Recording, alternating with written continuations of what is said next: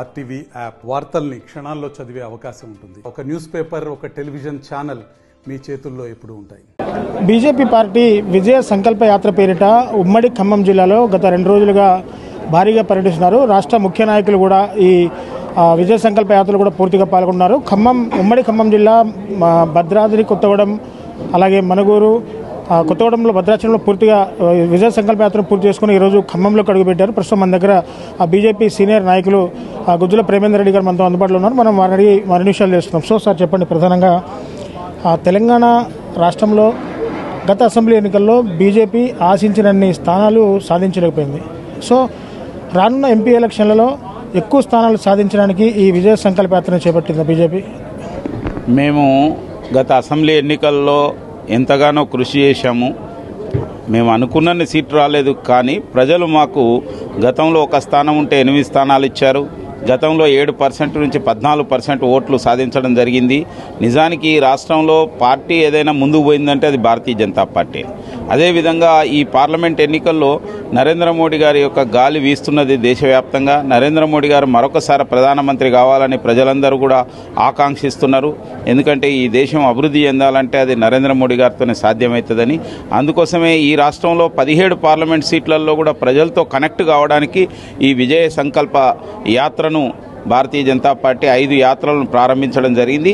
ఈ 5 యాత్రల ద్వారా అనేక చోట్ల ప్రతి అసెంబ్లీలలో కూడా మొత్తం 114 అసెంబ్లీలు, 17 పార్లమెంట్లో పర్యటిస్తూ అనేక సభలు నిర్వహిస్తూ, సమావేశాలు నిర్వహిస్తూ, రోడ్ షోస్ నిర్వహిస్తూ ప్రజలకు నరేంద్ర మోడీ గారు ఎటువంటి యొక్క కార్యక్రమాలు ఈ 10 సంవత్సరాల నుంచి తీసుకున్నారు, భవిష్యత్తులో ఏ విధంగా ఈ దేశం ముందుకు పోవడం కోసం నరేంద్ర మోడీ గారి యొక్క నాయకత్వం అవసరం అనే విషయాన్ని తెలియజెప్తున్నాం. తప్పక ఈ యొక్క విజయ సంకల్ప యాత్ర ద్వారా భారతీయ జనతా పార్టీ రాబోయే ఎన్నికల్లో మెరుగైన ఫలితాలను సాధిస్తుంది.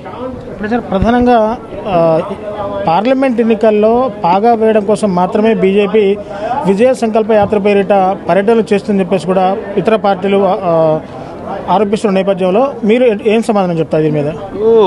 ఎన్నికల దగ్గరకు వచ్చినప్పుడు ఎన్నికల విషయంలో మాట్లాడడంలో ఏ రాజకీయ పార్టీ అయినా చేస్తుంది. అందులో తప్పేమిటి? 10 సంవత్సరాలు నరేంద్ర మోడీ గారు ఈ దేశం కోసం ఏం చేశారు, ఆయన పరిపాలన తీరు ఏ విధంగా ఉంది, ప్రజలకు ఎలాంటి మంచి పనులు చేశారు, ఏ విధంగా ఒక నీతివంతమైన పరిపాలన వారు ఇచ్చారు.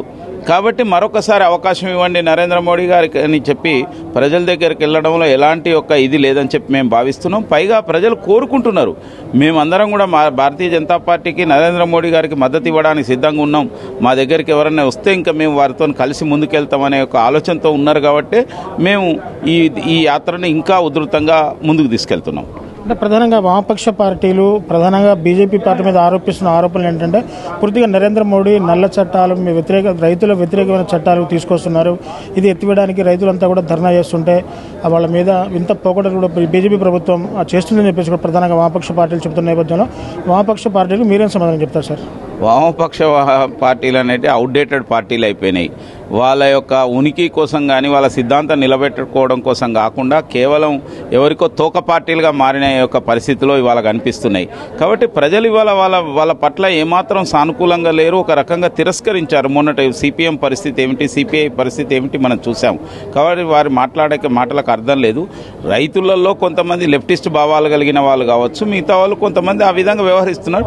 రెండోది, నిజమైన రైతులు కనుక వాళ్ళు కోరికలు ఉంటే తప్పక కేంద్ర పార్టీ కానీ కేంద్ర ప్రభుత్వం కానీ నరేంద్ర మోడీ గారు కానీ తీరుస్తామని చెప్పి సానుకూలంగా చర్చలు కూడా జరుపుతున్నారు. రైతులను ఎప్పుడు కూడా మేము రైతులుగానే చూస్తాం.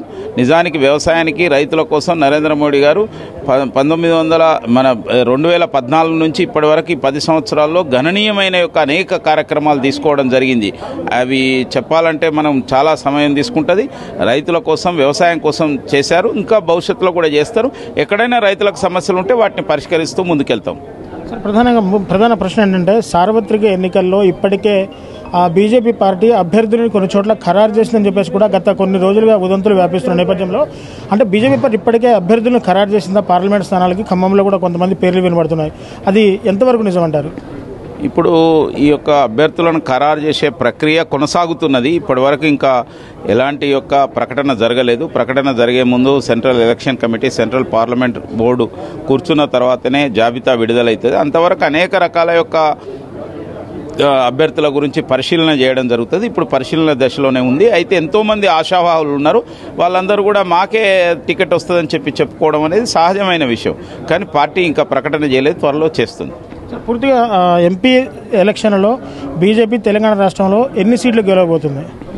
భారతీయ జనతా పార్టీ లక్ష్యం అయితే 17కు 17 సీట్లు సాధించాలని, హైదరాబాద్ అమారా అనే యొక్క మొత్తం సారాకే సారా సత్రా అమారా అనే యొక్క నినాదంతో 17కు 17 మనే నరేంద్ర మోడీ వెంట నిలుద్దాం. దేశమంతా నరేంద్ర మోడీ నిలుస్తున్నది, తెలంగాణ ఎందుకు నిలవది?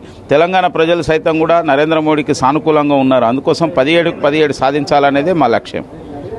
సో పూర్తిగా చూశారు కదా, సారాకి సారా 17 సీట్ హమారా అనే నినాదంతో బీజేపీ పార్టీ ముందుకు పోతుందని చెప్పేసి కూడా గుజ్జల ప్రేమేంద్ర గారు చెప్తున్న పరిస్థితి కనబడుతోంది. మొత్తంగా విజయ సంకల్ప యాత్ర పేరుతో గత 3 రోజులుగా ఉమ్మడి ఖమ్మం జిల్లాలో పార్టీ పర్యటించి ఇక్కడ పార్టీ క్యాడర్ని బలోపేతం చేయడమే ప్రధాన లక్ష్యంగా బీజేపీ ప్రభుత్వం చేస్తున్న పనితీరును ప్రజలకు వివరించడానికి మాత్రమే విజయ సంకల్ప యాత్ర పేరుతో మేము ఉమ్మడి ఖమ్మం జిల్లా పర్యటన చేస్తామని చెప్తున్నారు. రానున్న సార్వత్రిక ఎన్నికల్లో కూడా మొత్తంగా అన్ని సీట్లు గెలిచి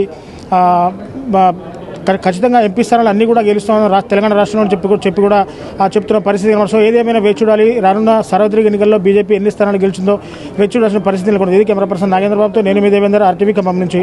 మరిన్ని వీడియోస్ కోసం ఛానల్ ని సబ్స్క్రైబ్ చేయండి. లేటెస్ట్ అప్డేట్స్ కోసం వాట్సాప్ ఛానల్ ని ఫాలో చేయండి. అండ్ లింక్ డిస్క్రిప్షన్ లో ఉంది.